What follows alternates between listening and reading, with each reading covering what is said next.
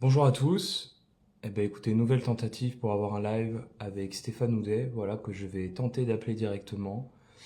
Voilà, il vient de terminer ses matchs de double, un de ses matchs de double à l'Open d'Australie. Il attend sa voiture, donc voilà, il va nous appeler directement de l'Open d'Australie. Je vais essayer de l'inviter directement, on va espérer que ça fonctionne cette fois et qu'on n'ait pas de bug sur l'invite. Ah, on dirait que ça marche. Bonjour Stéphane. Bonjour Fabien. Attends, je cherche un endroit parce que... Bonjour. Ah bah non, non, là il y a des enceintes du tennis. J'ai ma voiture dans 15 minutes, donc c'est parfait. On pourra Eh ben, continuer dans la voiture. Je bah, vais me mettre c'est là. parfait. Bah, merci de votre patience en tout cas parce que je pensais pas qu'on allait y arriver. Instagram voulait pas être très Bizarre, sympa. hein. Bah ouais, hier j'ai refait un live, mais alors après j'ai appelé une personne de France, donc peut-être que c'est dû à la distance. J'ai pas trop d'explications, mais Ouais, je sais pas bon en trop. tout cas bah merci déjà. Hein. Bon bah du coup je vais commencer Ok. directement. Hein. Bah, du coup vous sortez de votre dernier match là, c'est ça? Ouais, ouais, on a joué le double là. Ok, double tournoi de préparation ou double tournoi officiel?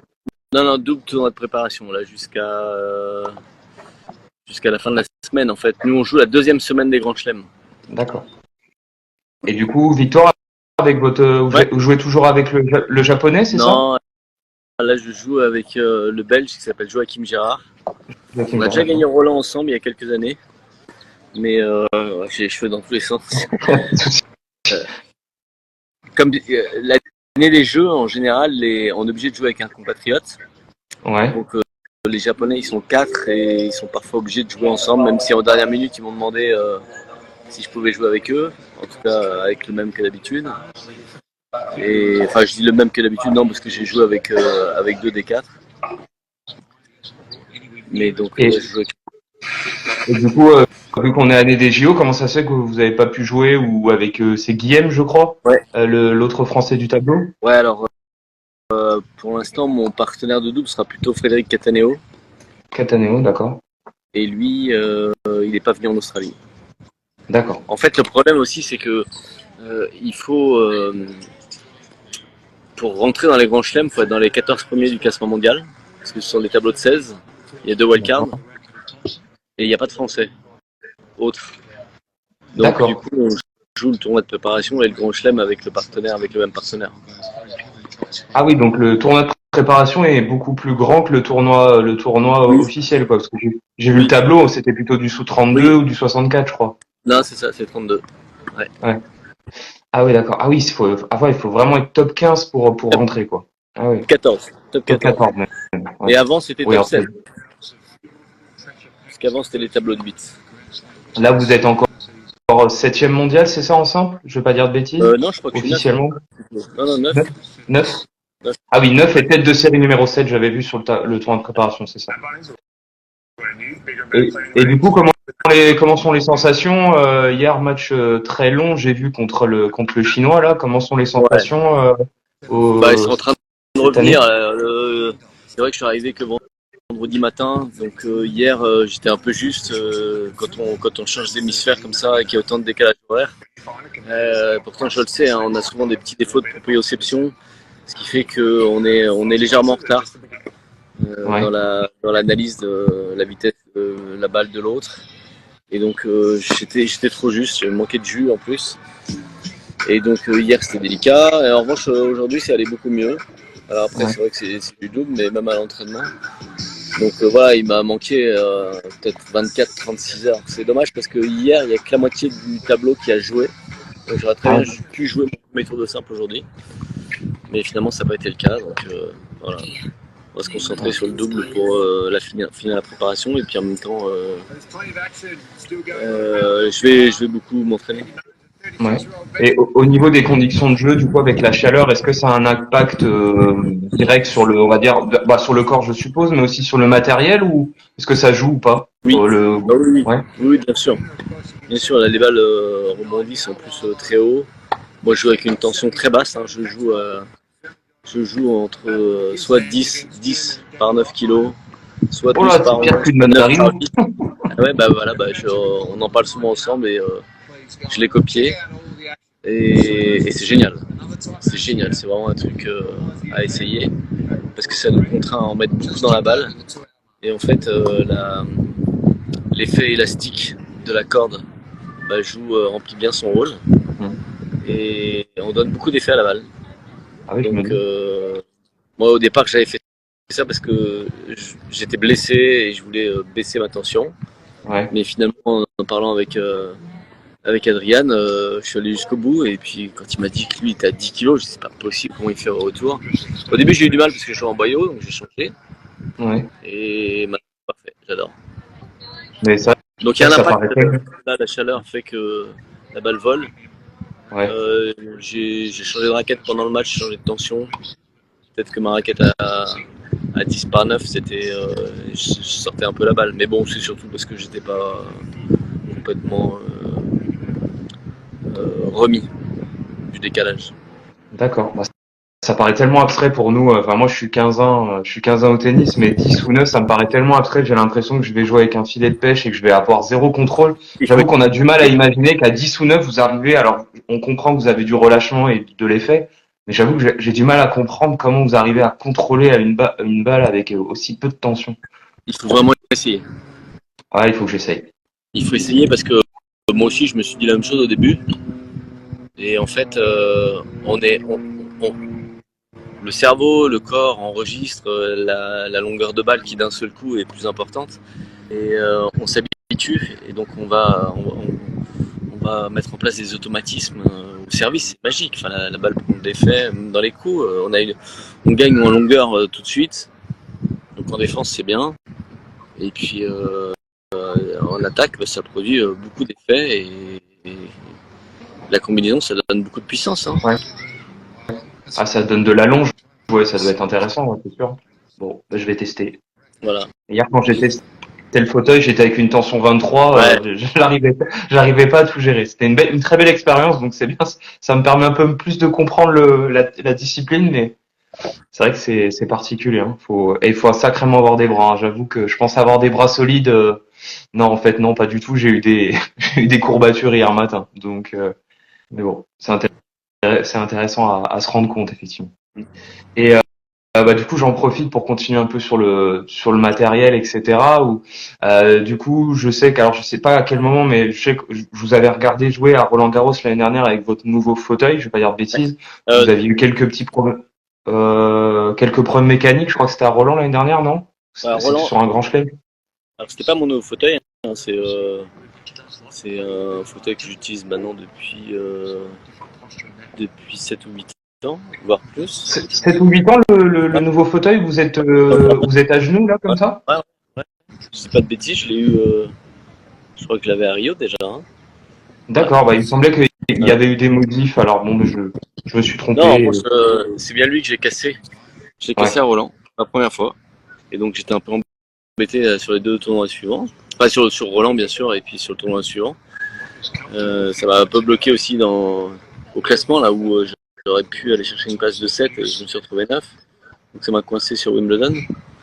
Mais ça m'a aussi permis de tester les fauteuils des autres ou Ouais. d'autres positions et de me rendre compte des améliorations que je pouvais apporter à mon fauteuil. Et là, c'est en route et ça va être génial. Je suis en train d'en faire un nouveau.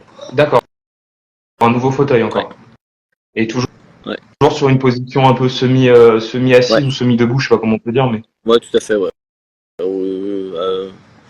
À genoux. Enfin, là, je vais pas être à genoux justement. Je vais être. C'est-à-dire que moi, je me suis mis sur une selle de vélo à genoux. Et là, je vais me mettre comme si j'étais sur une selle de cheval, avec l'étrier où je pourrais avoir un appui du pied, en fait. Je suis amputé à ah ouais. gauche et droit, je peux avoir un appui du pied qui ressemble beaucoup plus à un coup de tennis où on serait au niveau du sol, mais on viendrait chercher un point de contact, parce que nous, on est sur des roulettes, donc le fauteuil il tourne en permanence. Mais si on peut être dans une position qui ressemble à celle d'un coup droit, je pense qu'on pourra générer plus de puissance, à la fois dans les coups et dans le déplacement.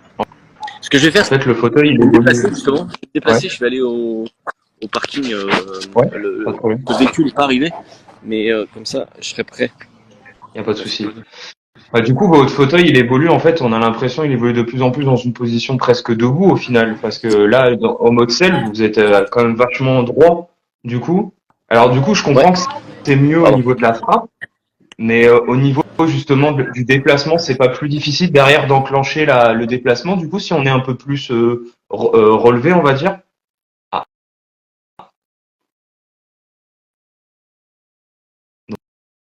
donc on va essayer de se reconnecter. Je pense qu'il a cliqué sur un bouton sans faire exprès. Voilà.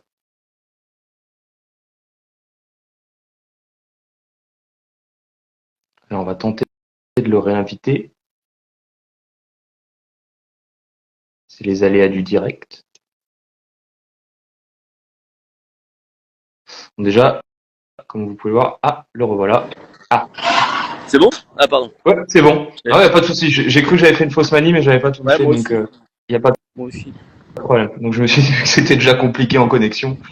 Non, je disais, alors du coup, je reprends. Je disais, du coup, vous êtes sur une position de plus en plus, alors quasiment debout. En fait, au final, avec ce prochain fauteuil, du coup, j'entends que c'est plus simple au niveau des frappes. Mais au niveau du déplacement, ça va pas être un peu plus bras tendu et plus difficile de se déplacer vite, du coup? Ou pas du tout? Ou- Non, non, non. Normalement, ça doit être mieux pour les deux. Hein. Ouais, Mieux pour les deux. c'est mieux pour les deux. Bon. Votre voiture arrive?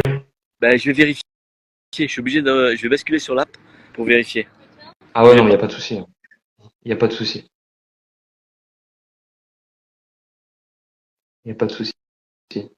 Déjà qu'on a une personne en direct de Melbourne, on peut difficilement faire mieux.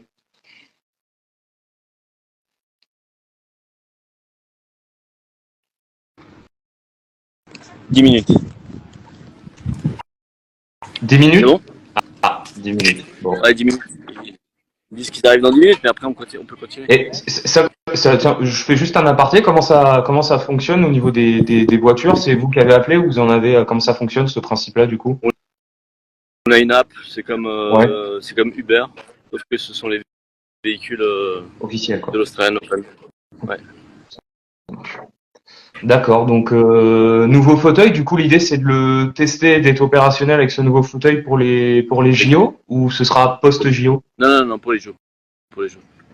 Ok. Et l'idée c'est quoi? C'est de l'avoir des Roland pour pouvoir s'acclimater Ouais, ce serait, à la terre avec? ouais, ce serait bien. Ouais. Ouais. Après, ça va être une évolution de mon fauteuil. C'est pas une révolution comme j'ai pu le faire la première fois. Donc ça Ouais. va pas tout changer. Mais c'est vrai qu'il faut s'adapter. Il y a toujours des petits, ouais, il y a toujours des adaptations quand on a un nouveau fauteuil. Même sur le plan mécanique où on écoute nos fauteuils en fait. Moi je sais dès qu'il y a un petit bruit, je sais quelle est la roulette qui a un problème de roulement, quel est si la pression de mon pneu gauche. Et pour chaque fauteuil, il faut s'habituer à ça. Ouais, c'est À j'ai l'écoute. cru, ce que j'ai cru comprendre hier. Effectivement, c'est son bébé et on le soigne. Ouais. Mhm. Et mais du coup, là, je me suis rendu compte un peu hier de la. Alors déjà que sur terre battue, ça peut être compliqué. Déjà quand on est debout, c'est compliqué. Et je me rends compte que sur terre battue, c'est super complexe de se déplacer par rapport à du dur. Autant dur, ça va glisser plus fluidement. Comment on s'adapte justement? Comment on adapte un fauteuil pour jouer sur terre battue au lieu de jouer sur dur? Parce que c'est beaucoup plus physique au final, je pense. Oui. Comment on fait pour on le Alors, subisse moins que la surface du coup? alors, on dégonfle un peu la pression des pneus, on dégonfle les pneus, on diminue la pression pour avoir un peu plus d'adhérence, parce qu'en fait, nous, en fauteuil, on, on doit éviter la glissade. Toute glissade, toute perte d'adhérence va faire qu'on ne va pas pouvoir jouer un deuxième coup. Donc on évite. Ensuite, pour pas rentrer dans la terre, on joue avec des roulettes anti-bascule qui sont un peu plus larges, pour éviter qu'elles pénètrent le sol, la terre, et qu'elles nous freinent. Donc voilà, c'est globalement les deux adaptations principales. Quand vous changez de surface, vous changez le dispositif des roues pour D'accord. Ok. Ah ouais, non, c'est intéressant parce que je pense qu'hier, j'ai testé des fauteuils qui sont, à mon avis, pas adaptés pure terre battue au niveau des roues. Et c'est vrai que j'ai éprouvé d'énormes difficultés parce que les roues étaient un peu dégonflées. et j'avais l'impression d'appuyer comme un acharné et j'avançais pas, quoi. Bon, en plus, j'avais pas la bonne technique probablement. Et du coup, ce que j'ai découvert aussi, c'est qu'elle me disait que des fois, on était obligé de vous réduire la taille du manche, enfin la longueur du manche, pour pouvoir avoir plus de facilité d'accrocher avec la raquette. Est-ce que c'est le cas aussi pour vous? Alors, pas la longueur du manche, mais l'épaisseur. Alors moi, elle me dit, elle a réduit l'épaisseur, elle a un taille 0 et elle a réduit un peu la longueur parce que ça l'empêchait d'accrocher facilement Non, la roue. Vous, c'est pas le cas a priori. empêché de quoi? En fait, ça l'empêchait d'accrocher correctement la roue enfin, elle perdait enfin, je sais pas comment expliquer, mais ça l'empêchait vraiment de lancer le bras et elle perdait un peu la main de la raquette vu qu'elle était trop longue. Alors ça, je sais pas, parce que moi, en fait, je pousse avec le grip, et au contraire, je joue avec une raquette rallongée pour avoir un D'accord. Ah bon, bah, comme battement quoi. plus important. Bon, bah, c'est bien comme ça va me casser mes a priori tout de suite. C'est parfait. Ça, c'est parfait. Non, bah, ok, c'est très bien. Et du coup, si j'ai un petit peu sur l'historique, j'ai vu qu'il y avait une question d'Anthony, Anthony Desjardins, qui est en l'occurrence, vous le verrez faire des commentaires. On lui a découvert Parkinson à 35 ans et il fait des immersions chez les professionnels pour parler de sa maladie et que l'apport du sport pour ralentir le processus. Voilà, donc vous D'accord. allez voir probablement il a un beau projet, il va probablement beaucoup commenter. Et du coup, je rebondis sur sa question. Je dis, vous avez commencé donc après votre accident de manteau, vous avez plutôt parti sur le golf à un très bon niveau. J'ai vu que vous avez même gagné le circuit européen. Et comment on passe du golf handisport au tennis fauteuil? Si j'ai bien compris, c'est à la rencontre d'une légende du foot, si j'ai bien Ouais, compris. c'est ça. Johan Voilà. Cruyff. Voilà. Et est-ce que vous pouvez nous en parler un petit peu? C'est via ces différentes associations autour du tennis fauteuil, si j'ai bien compris. En fait, je jouais au golf avec lui, et Ouais. puis euh, à l'époque, j'étais numéro 1 du circuit européen, et je rêvais d'un circuit mondial qui n'existait pas. Et lui m'a Ah oui. dit, c'est une super idée, on va faire ça ensemble. Je vais te présenter mon directeur de fondation. Il y a une fondation Johan Cruyff qui s'occupe du sport pour tous, et puis en même temps qui forme les athlètes pour qu'ils soient présents dans toutes les instances sportives, qui reprennent la, la direction, la présidence, que les athlètes soient plus impliqués dans les clubs, dans les différents sports. Et assez rapidement, en travaillant avec eux sur le sujet, et le sujet c'était la création du circuit mondial de golf, handi-golf. Ils m'ont dit, écoute, on va pas tout réinventer, tu vas aller voir un sport en tant qu'organisateur que nous on soutient déjà et qui nous semble super au point, et comme ça on va copier l'organisation, on va faire la même chose. Et en fait, ils m'ont D'accord. envoyé voir du tennis en fauteuil roulant.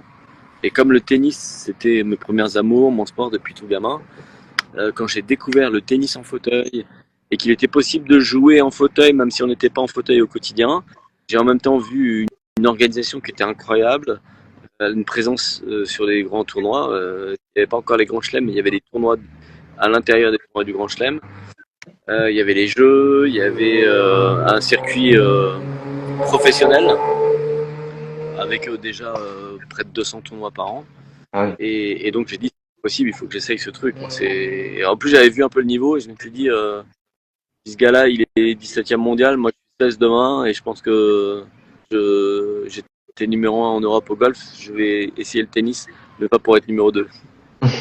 Ah, c'est beau, c'est des belles ambitions. Mais c'est impressionnant de savoir que c'était dans les années 2000, du coup, si je dis pas de bêtises.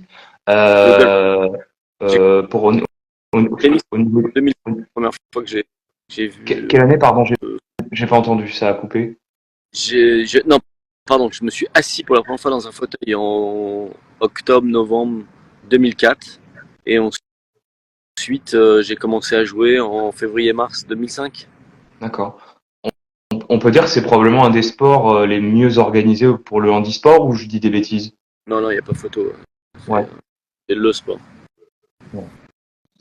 Et du coup, je fais le rebond, donc après, enfin, je vais faire deux questions, mais je dis, est-ce que ça n'a pas été difficile? Enfin, vous avez été 2-6, je crois, avant votre accident. Est-ce que ça n'a pas été difficile dans la tête? Enfin, vous êtes parti sur le golf. Ça n'a pas été difficile de se dire, je reprends mon sport d'enfance. Il y a pas, voilà, ça n'a pas été un choix difficile ou ça a été au contraire naturel en disant j'ai une occasion de reprendre le sport que j'aime, ego, on y va quoi. Alors, au tout début, c'est vrai que quand je me suis assis dans un fauteuil, j'ai pas touché la balle. Et je me suis dit non, c'est pas possible, je vais pas jouer à ça. Je regardais le cours d'à côté, je voyais la vitesse de balle, le déplacement. J'imaginais pas qu'on puisse s'amuser autant avec un fauteuil. Ouais. En revanche, comme j'avais beaucoup joué au golf, c'est vrai que sur le plan de la reconstruction, je veux dire que c'était important de passer par le golf parce que comme c'était un sport qui était nouveau, je ne voyais que des progrès au quotidien. La première fois que je jouais, donc je faisais que progresser.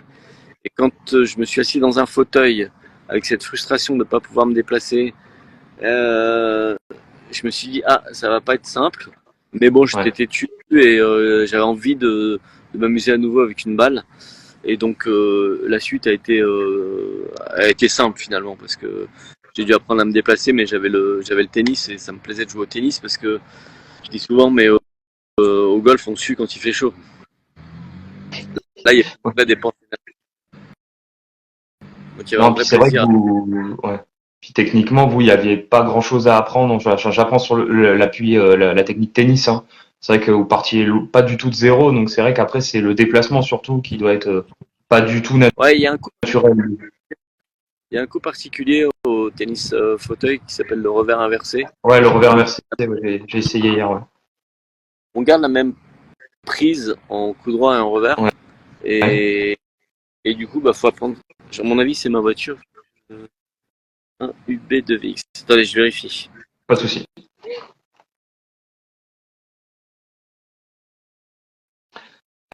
Allez, petit intermède. C'est pause technique. Pour moi. Comme ça. Hop. Comme ça. Je vous la montre. Ah bah non, je l'ai pas. Là.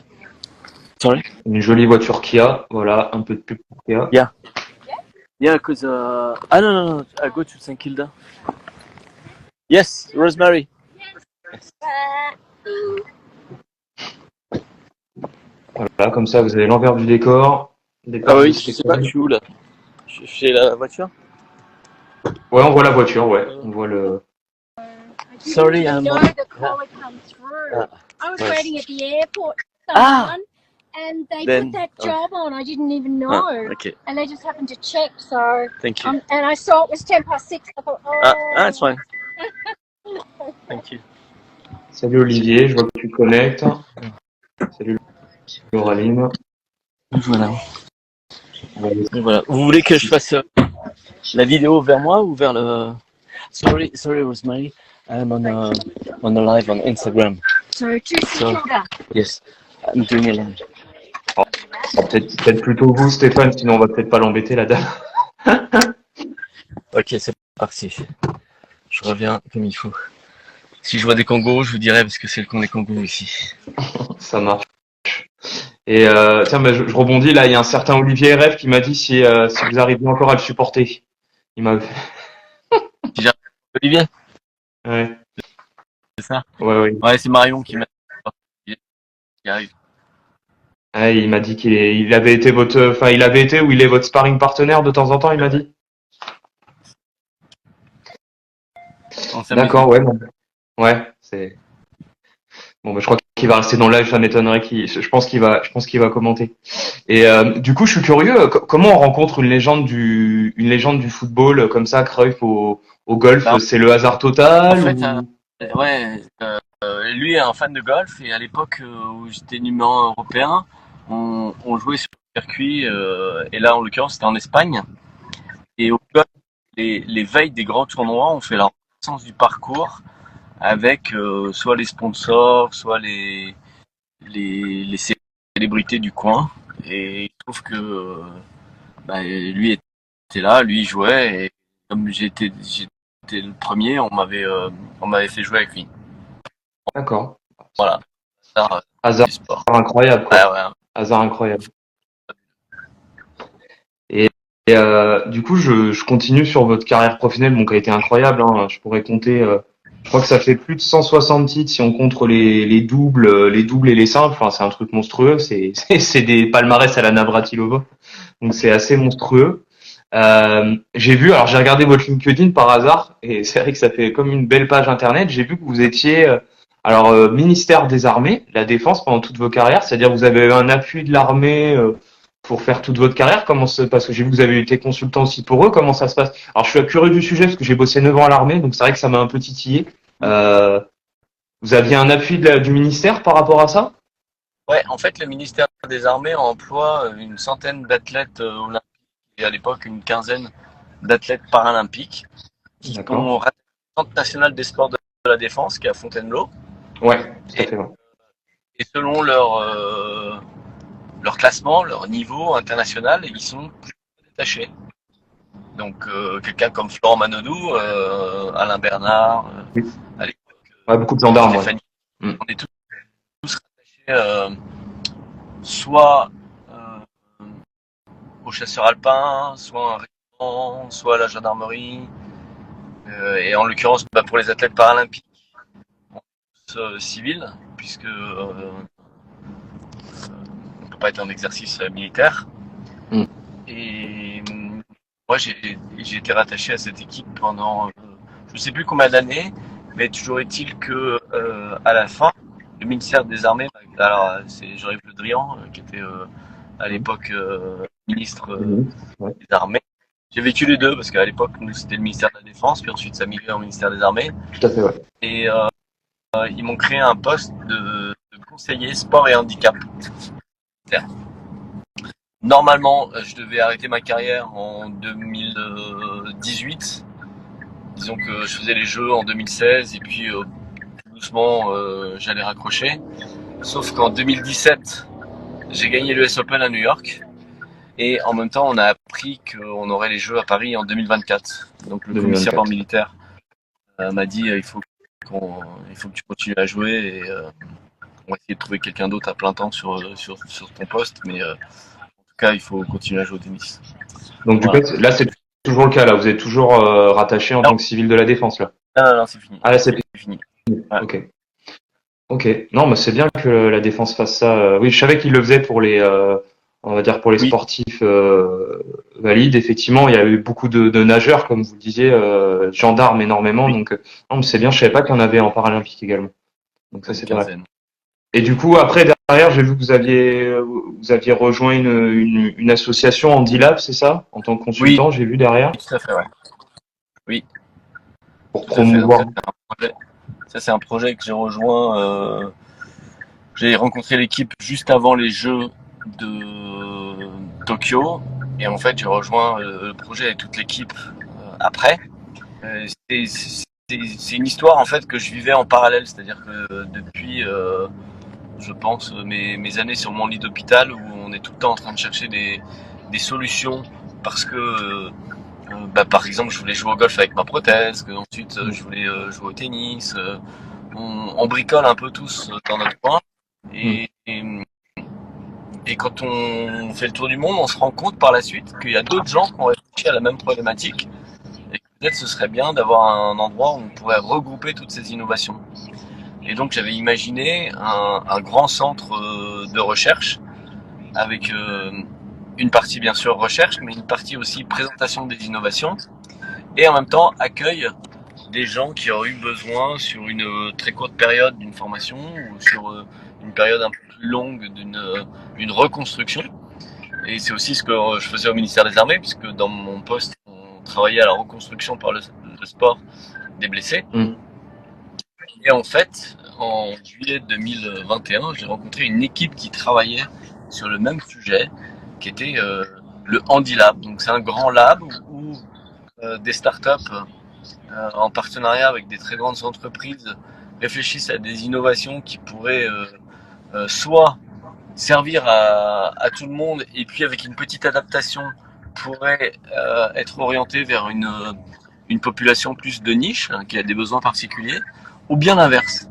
Alors je vais vous donner deux exemples pour bien comprendre ça. C'est que on a une équipe qui travaillait sur l'univers du son pour le cinéma ou pour les jeux vidéo.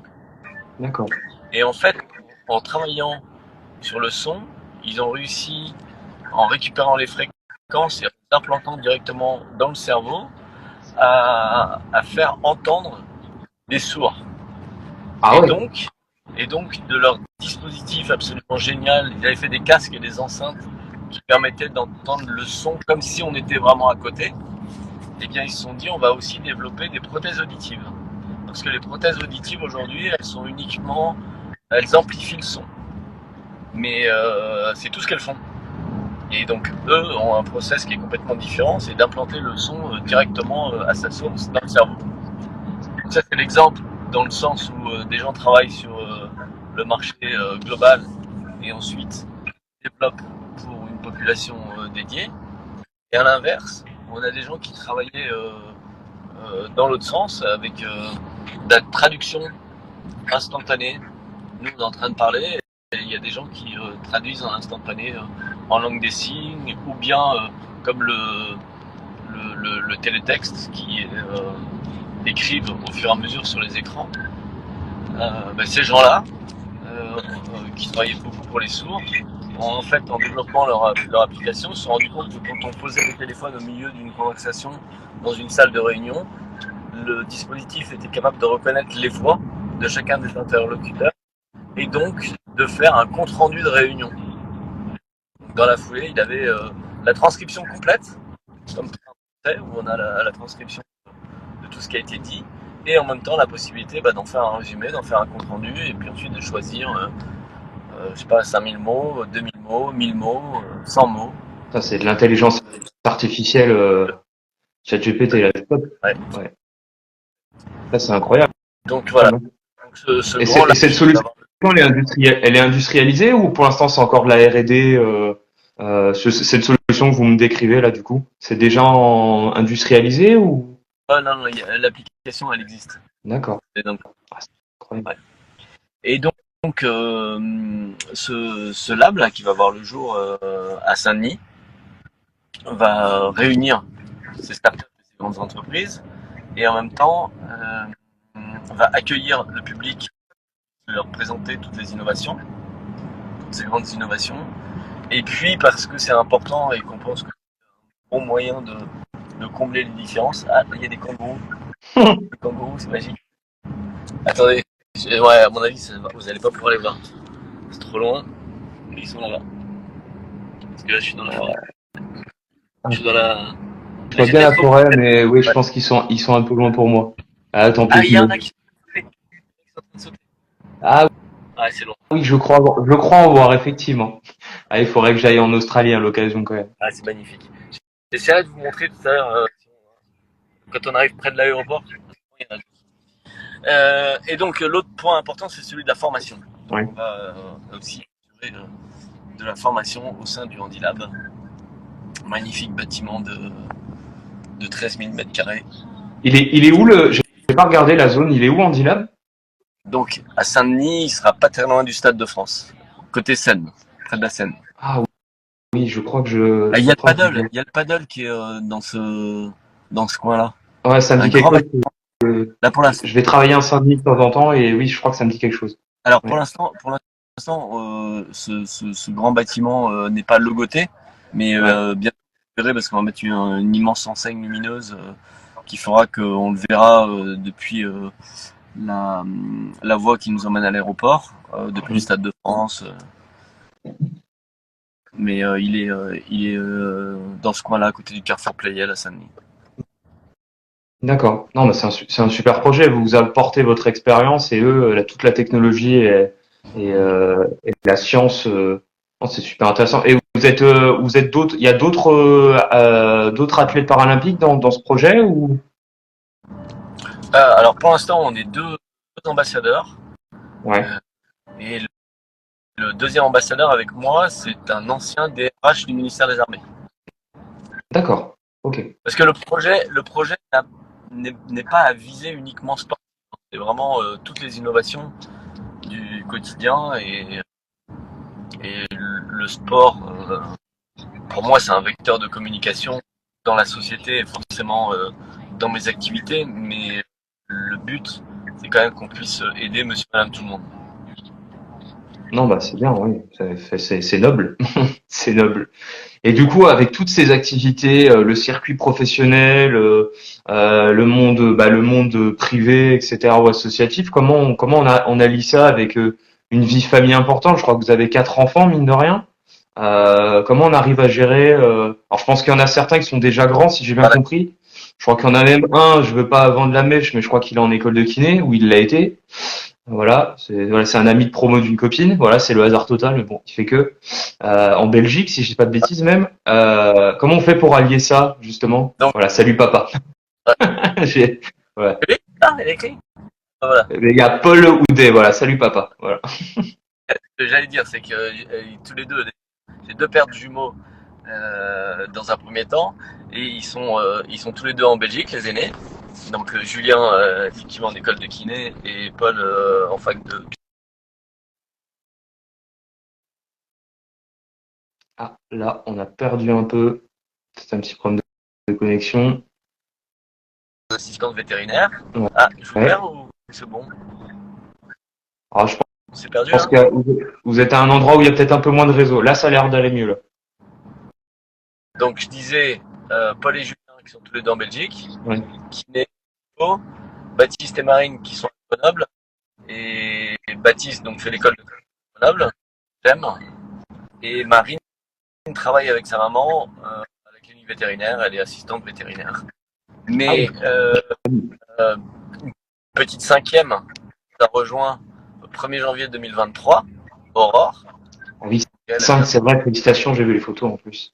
elle vient juste de fêter son premier anniversaire.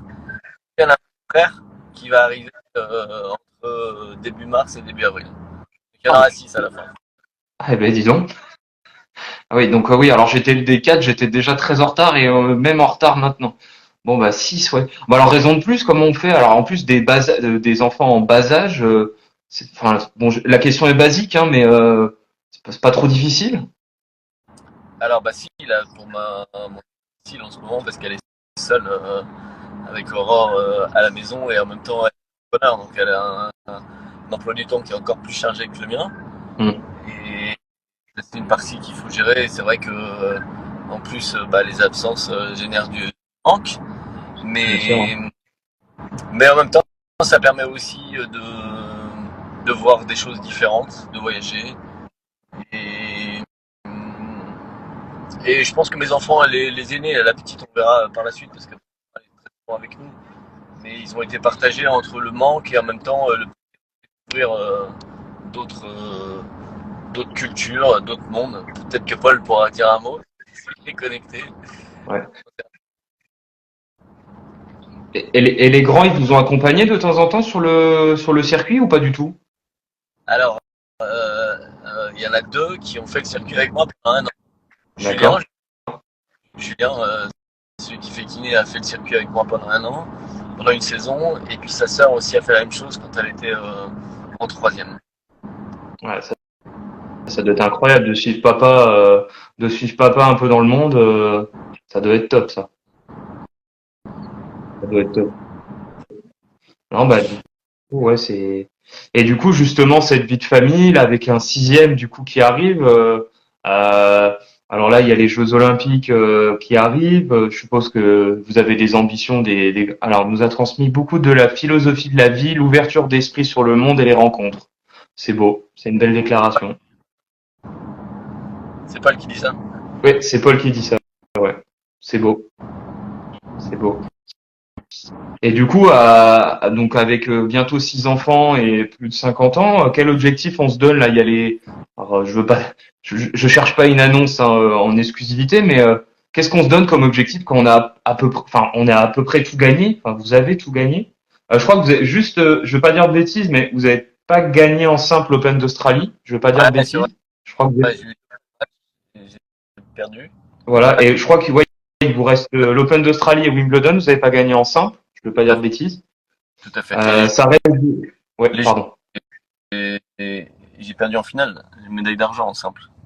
Ouais. Médaille d'argent, ça, ouais, tout à Non, fait. et Et après, ouais, après quand on quand on aime le jeu comme ça, on regarde pas trop ce qui se passer derrière et on peut aller chercher le suivant. Donc il y a toujours un plaisir dans la progression. Moi, j'y prends énormément de plaisir à être sur le circuit, à jouer. Et je me dis, tant que je suis pas blessé, que je prends du plaisir et que j'arrive justement à faire ce circuit et puis à jongler avec la vie de famille, ben, je continue.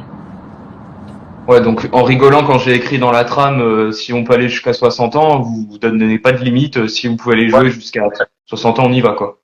Ouais, tout à fait. Parce que ce sera un record, non? Je me rends pas compte parce qu'il y a un japonais, alors je vais pas écorcher son nom, mais qui a pareil autour de votre âge. C'est quoi le record d'âge dans le monde du tennis en fauteuil? En fait, il y avait un Polonais qui jouait à mes débuts, mais aujourd'hui, je pense que record de longévité ou en tout cas d'âge, Ouais. c'est moi. Il n'y a pas d'autres joueurs dans le top 10. Ce serait incroyable quand même de voir que vous allez prendre votre retraite comme tous les Français à 60 ans, ce qui serait quand même assez incroyable. Alors que souvent les joueurs, les professionnels, on a tendance à leur dire bah 30, 35, 40, allez max, ils sont à la retraite et vous, ça se trouve, vous allez partir à l'âge légal. C'est quand même fort. Bon, en même temps, on voit Djokovic, même Pouce quand même. Hein.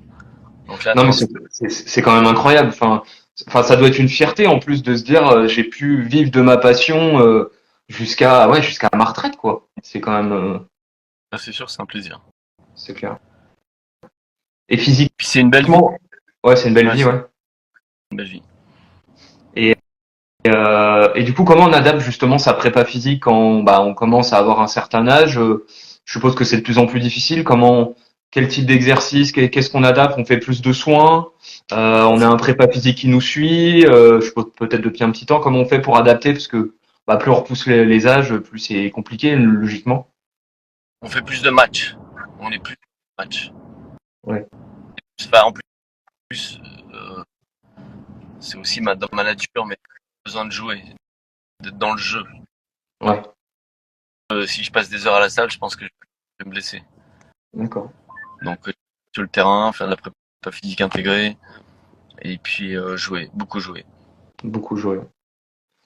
Et c'est combien de tournois par an à peu près si on enlève les grands chelems et les jeux? Bon là ça fait 5 tournois, mais ça fait quoi? C'est une vingtaine de tournois à l'année à peu près? Une vingtaine pour la saison. Ouais, ça fait déjà un circuit classique quoi. Ouais, tout à fait. Le facteur limitant, à mon avis, en tout cas celui que je suis en train d'expérimenter, c'est la vue. Ah ouais? J'ai l'impression que j'ai un petit poil en retard. Et je deviens presbyte, je peux pas lire les commentaires. D'accord. Avec mes lettres. Et dans le jeu, j'ai l'impression que j'ai un tout petit poil de retard et peut-être ça qui mais je sais pas. Après, ça s'opère ça, la presbytie a priori. Oui, ça s'opère, mais ça s'améliore pas. Ouais, ça améliore pas, c'est sûr. Ouais, donc il y aura peut-être pas de gain particulier. Ouais. Ah ouais, donc vous sentez un petit peu peut-être un léger retard sur la frappe ou sur l'anticipation d'une frappe quoi. Ouais, tout à fait. Bon, c'est naturel, mais oui, je comprends là, ça doit être un peu frustrant même des fois. Ouais. Ok. J'avais une question qui je trouvais assez intéressante. Justement, on parlait justement de développement, R&D, etc. Il y avait quelqu'un qui m'avait posé la question, c'était Louis là qui était dans la discussion. C'est avec les avancées de la médecine, est-ce que vous pensez qu'un jour on va pouvoir jouer peut-être pas vous, mais peut-être la nouvelle génération pourra jouer debout avec une prothèse adaptée, Ah mais oui, mais c'est déjà le cas.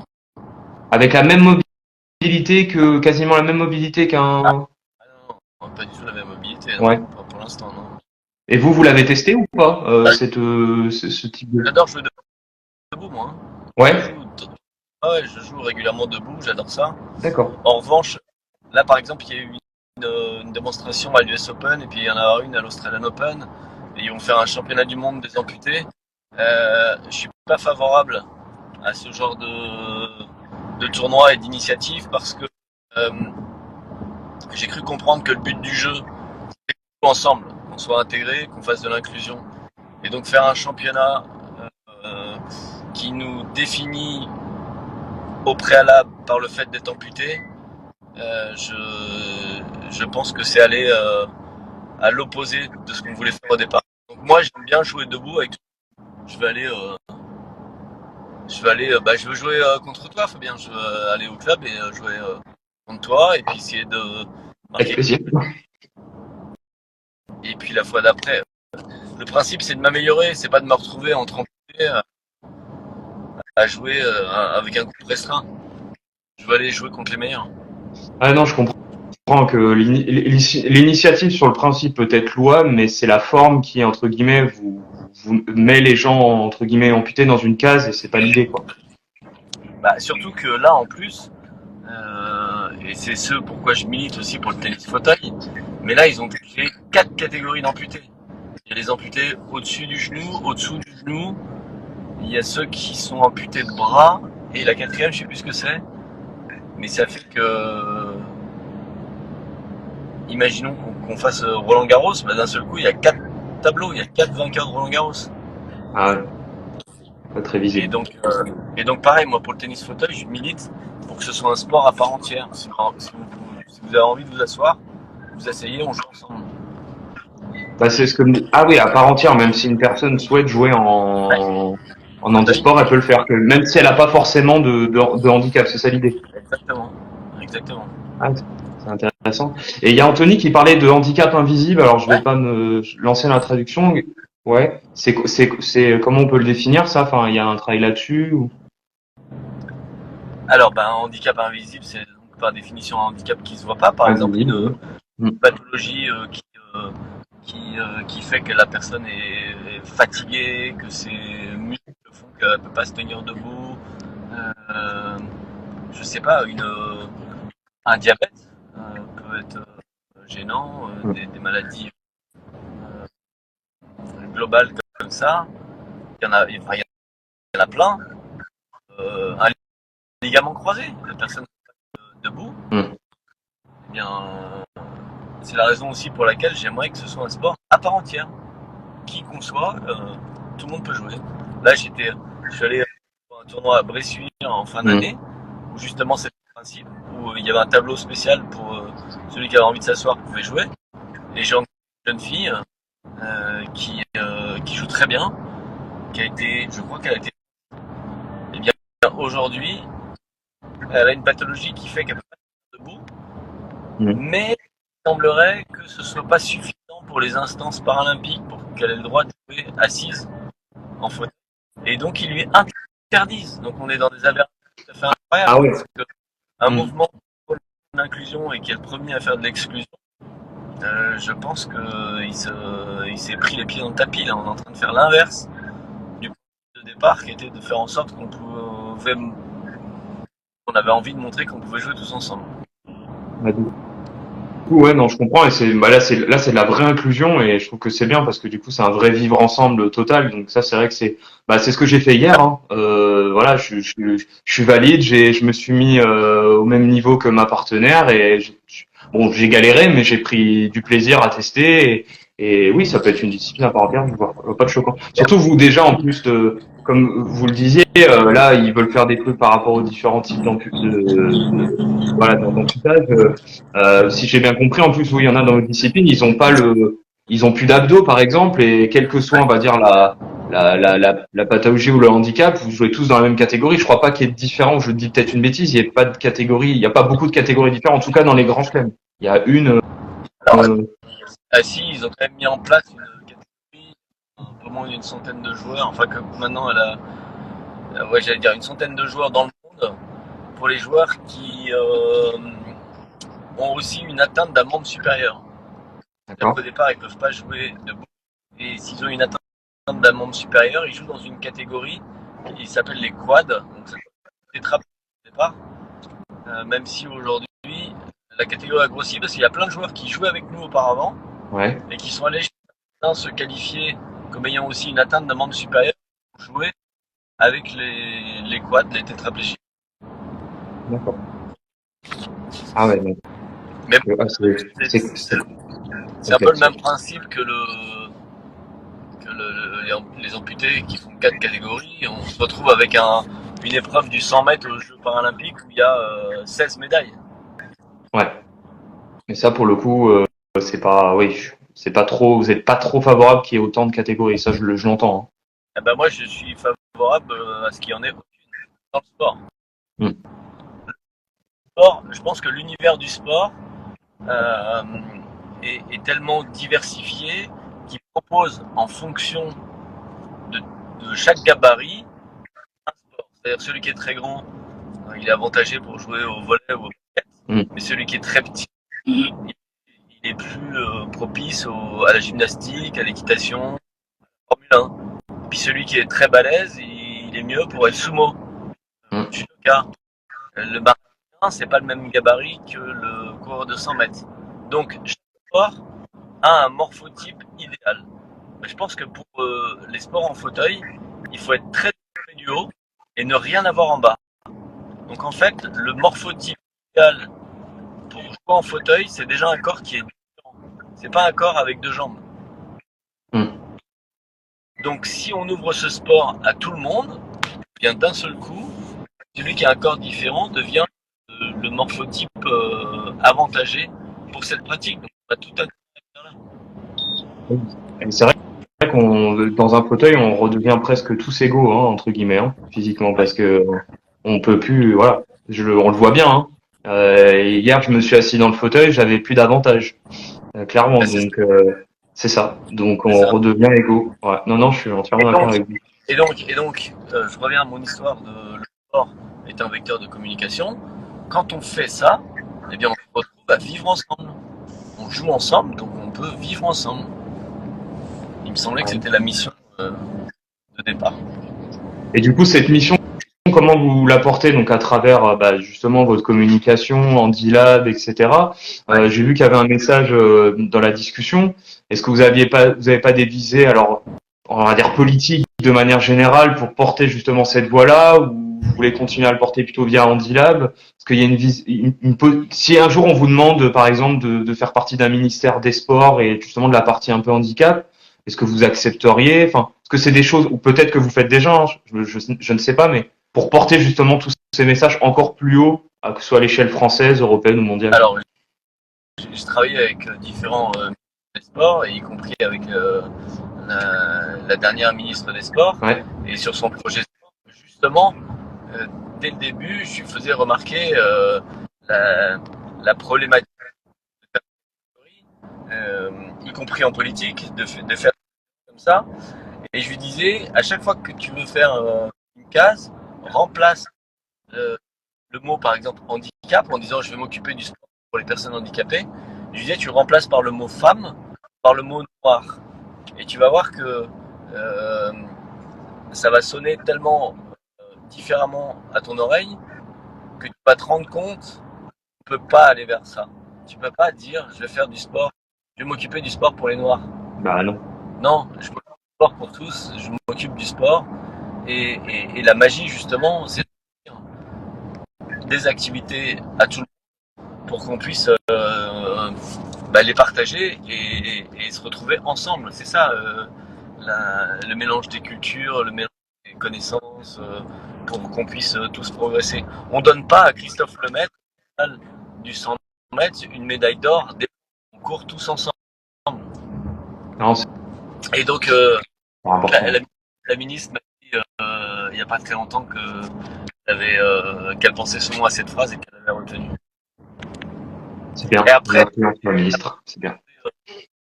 Engagement, eh bien, par exemple, là, soutenir le tournoi de Bressuire, où il y avait un tableau, c'était important pour moi, parce qu'on montre par l'initiative, par l'exemple, que ce sont des choses qui peuvent se faire.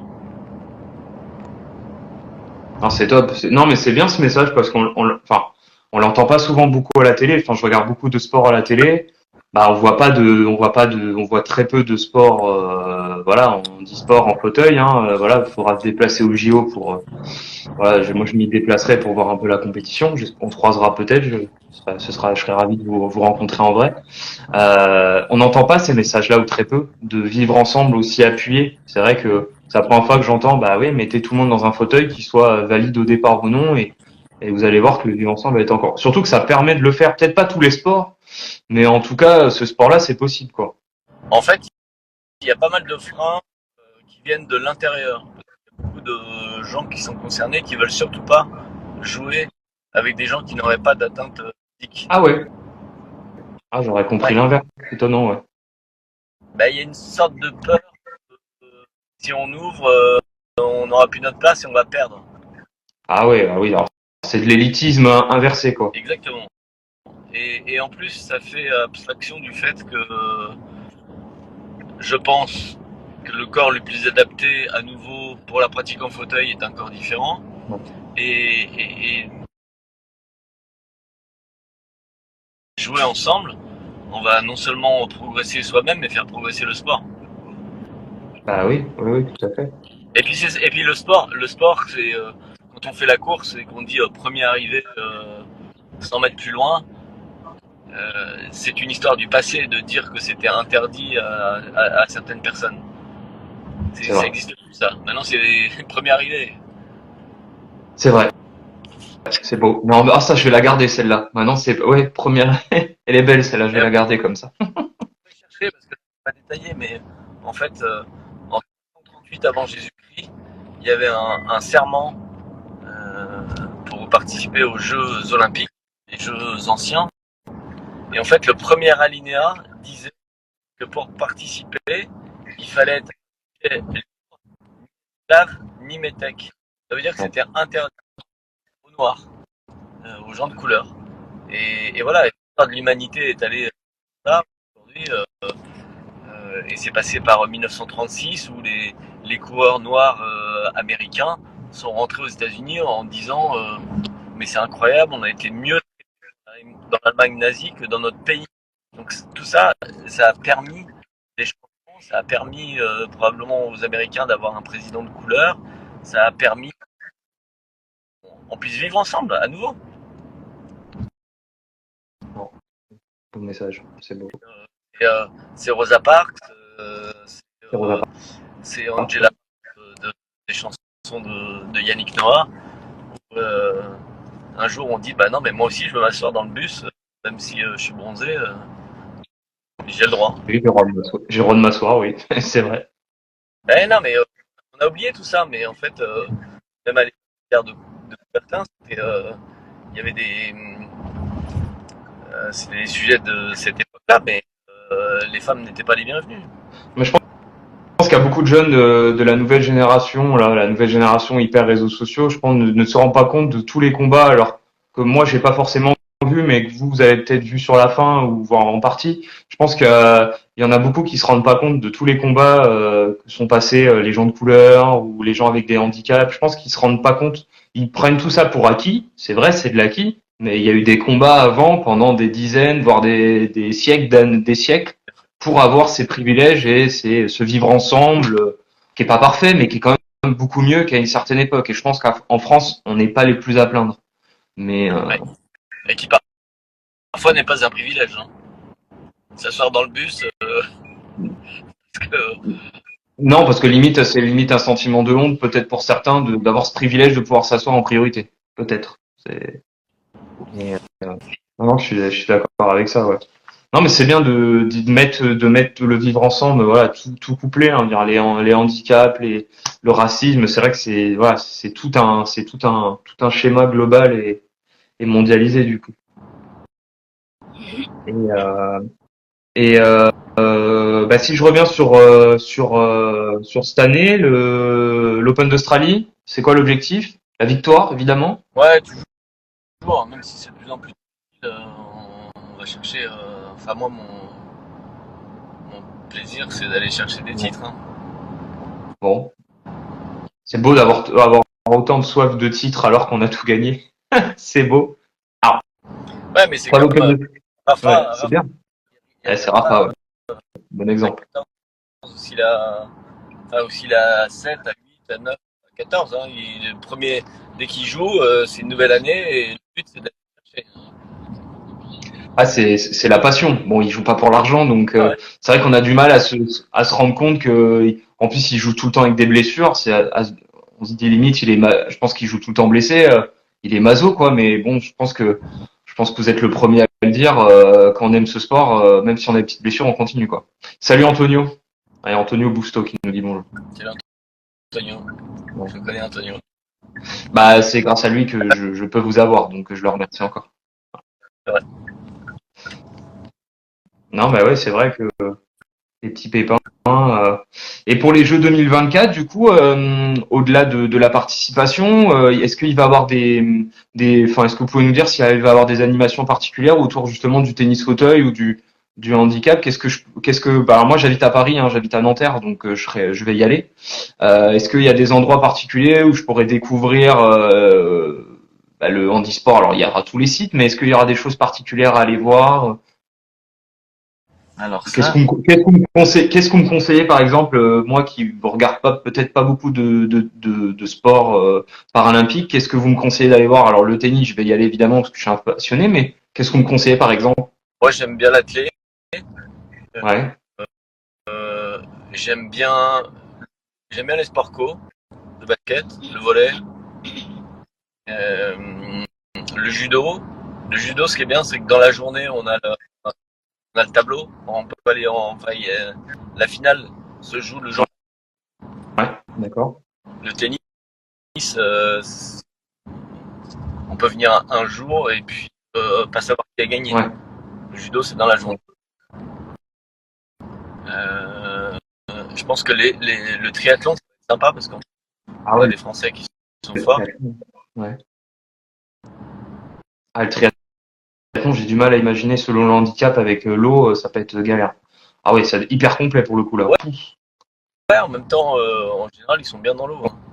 Ouais, Et puis après, en fait, la surprise, c'est que vous allez voir n'importe quel sport et puis vous allez vous retrouver pris par l'enjeu, le clairement. drapeau, les hymnes, le spectacle, la mise en scène, ça va être fabuleux. Ah bah si t'es patriote à minima, oui, tu rentres tu rentres dans l'événement et dans l'ambiance quoi. Aussi pour les sites, parce que ça va être incroyable d'être sous la Tour Eiffel ou d'être au château de Versailles, à Roland-Garros, Ouais, au Grand Palais. ouais, c'est des sites incroyables, j'avoue. Bon, vous les sentez bien ces jeux à Paris? Vous êtes Là, optimiste? je suis en train de longer le golfe de Melbourne et en fait, c'est le site du Grand Prix de Formule 1. Donc là, je suis Ah sur la ouais. piste. Ouais. Mais alors, je rejoins une remarque d'Anthony. Je dis les hôtels les hôtels, ils sont à 200 bornes. Ah non, mais là c'est particulier. C'est qu'en fait, le tournoi de préparation est effectivement à 45 km de là où je suis. Mais sinon, Ah. sinon euh, l'Australian Open est en ville. Donc Ah, c'est le là où tournoi moi je. de préparation, ils ont délocalisé quoi. Ouais, D'accord. tout à fait. Ah bah je comprends mieux.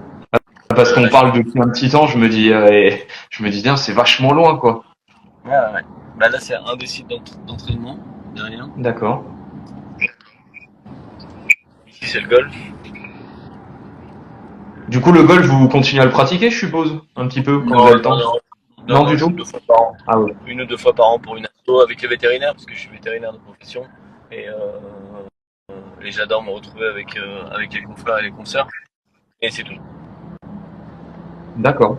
Oui, bah, effectivement, j'ai vu que vos premiers amours en termes professionnels, c'était le monde du vétérinaire. Et si j'ai bien compris, une de vos filles et votre femme aussi, si j'ai bien compris, sont vétérinaires, c'est ça? Alors, c'est mon ex-femme, Ah, bon, bah, et c'est bien, vous avec, l'êtes une. avec ma fille, mais c'est la maman de mes 4 premiers enfants, de mes 2 pères jumeaux. Et ma femme aujourd'hui, qui s'appelle Marie, elle est entrepreneur. D'accord. Et question qui n'a rien à voir avec le tennis, mais votre rapport avec les animaux, du coup, Mhm. il est comment par rapport à ça? Ou, alors, je suppose que vous consultez plus encore, je vais peut-être dire une bêtise, mais ou peut-être encore en freelance, mais c'est quoi votre rapport un peu par rapport aux animaux, parce que par rapport à ça? Bah aujourd'hui, c'est aussi une passion avec mon épouse, c'est d'observer. On est un observateur, donc on va voir les animaux. Mes premiers requins ou baleines ou des ours. Là, j'adore en Australie parce que ce qu'il faut savoir, en Australie, 90% de la faune et de la flore n'est présente qu'en Australie. Ouais, c'est vrai. Animaux C'est atypique. assez incroyables ici. Et les premiers, alors maintenant ils sont arrivés à Paris, mais ce sont les perruches, les petites perruches vertes qui sont avec 3 ou 4 couleurs magnifiques avec un peu de orange. La première fois. Et puis j'ai eu la surprise d'en découvrir à Paris il y a 2 ans, je crois. Elles ont migré.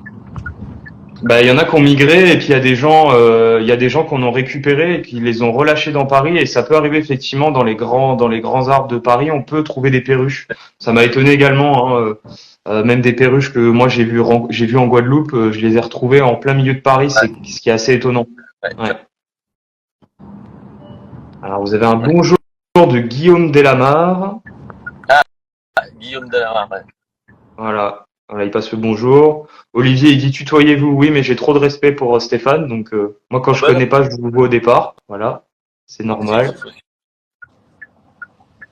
Mais tu viendras jouer avec nous si t'es oui. à Nanterre. Ah ouais, bah, vous entraînez où à peu près quand vous êtes en région parisienne, Stéphane? Alors c'est au Centre National d'Entraînement. Ah oui, au CN. À côté de Roland. Ouais, d'accord. Oui, bah avec plaisir, si à l'occasion vous pouvez m'inviter, je viendrai avec plaisir tester. Hein. Ouais, on va faire ça. Ouais, pas de problème, avec plaisir. J'ai eu l'occasion de le faire une fois avec un ami qui était licencié à Jean-Bouin et du coup il y avait Roland et j'avais pu jouer et j'avais rencontré Pierre Hugerbert qui jouait à côté de moi, donc c'était le côté un petit peu marrant, très sympa. Voilà, c'était un petit passage, mais oui, avec plaisir. Alors là, il y a j'en profite, il y a des gens. Alors si vous avez des questions, n'hésitez pas. Là, il y a Sandrine Codéron-Paulin qui dit salut Stéphane, bisous de Turquie. Elle est en Turquie? C'est une joueuse française. Ouais, je la suis effectivement, donc en tournant en Turquie, je suppose. Il est en voiture pour l'Open d'Australie. Non, c'est l'inverse. Il quittait le site d'entraînement, enfin le site du tournoi de préparation, et là, je pense qu'il rentre à son hôtel, a priori. Voilà. Peut-être qu'on va se refaire une suite. Ouais. Que je vais pas. Et peut-être tu dois aller bosser. Ouais, va falloir que j'aille bosser. Je suis en télétravail, donc ça va, j'ai pu adapter un petit peu, mais oui, je vais peut-être aller bosser. Non, bah à l'occasion, si pendant la période, vous voyez que vous avez du temps et puis que vous avez des choses à dire, on peut se refaire un petit live beaucoup plus court, hein, si vous voulez, avec plaisir. Hein. Là, on peut faire des post-match. Ok, bah très bien. Dès que je vais essayer de suivre votre programmation et puis dès que là vous avez là le tournoi de double, là c'est des doubles préparations, c'est ça? Ouais, c'est en cours là. Ouais. Voilà. Donc bah oui, dès que vous avez fini un match, ouais, moi je vais essayer de suivre et puis on peut essayer de se capter pour faire un petit débrief match, ouais, avec plaisir. Très bien. Parfait. Bah en tout cas, merci beaucoup Stéphane, c'était super intéressant d'avoir votre expérience. Ah, le petit hôtel. Voilà. On arrive à Saint-Kilda, c'est magnifique. Ok, bon, merci allez. beaucoup. Ça marche, merci. Merci beaucoup Stéphane et à bientôt. Ciao.